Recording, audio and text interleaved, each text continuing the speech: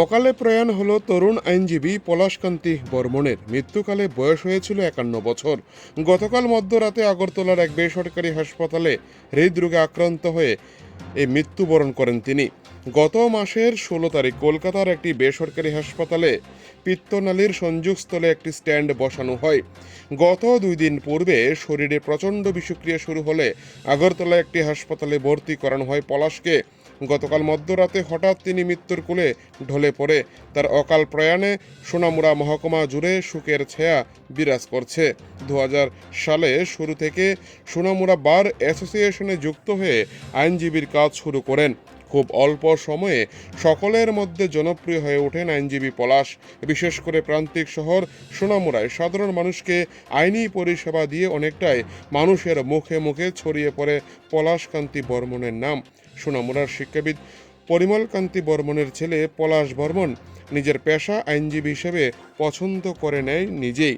মৃত্যুর খবর ছড়িয়ে পড়তে সোনামুড়া বাড়িতে স্বজনসহ মহকুমাবাসীদের ভিড় জমতে শুরু করে সকাল থেকে।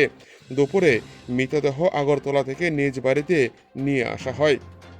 সেখান থেকে সোনামুড়া বার অ্যাসোসিয়েশনে নিয়ে যাওয়া হয়। অস্ত্র জ্বলে সকল আইনজীবী সহ আদালতের সহকর্মীরা একে একে শ্রদ্ধা জানিয়ে বিদায় দেয় তাকে। সোনামুড়া থেকে নিজস্ব প্রতিনিধি রিপোর্ট, টিভি 100 বাংলা। আমাদের কোনো পোস্ট হোল্ড না করলেও সে ছিল আমাদের কিং মেকার। আর দ্বিতীয়ত হলো তার বয়স হয়েছিল 51 বছর। আর আমাদের সোনামুড়াতে সে অ্যাডমিশন নিয়েছিল 1/1/2000। 26 বছর 8 মাস প্র্যাকটিস করছে এখানে। মোটামুটি আমাদের জেনারেশনের পরবর্তী জেনারেশনে খুব ভালো অ্যাডভোকেট হয়ে উঠছিল ক্রিমিনাল সাইডে। আর এটা একটা অশেষ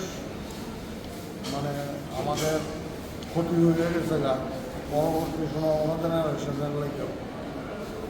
আমরা সবাই মর্মাহত, দুঃখিত যে এত অল্প বয়সে কি সে আমাদের ছাইরা চলে গেল।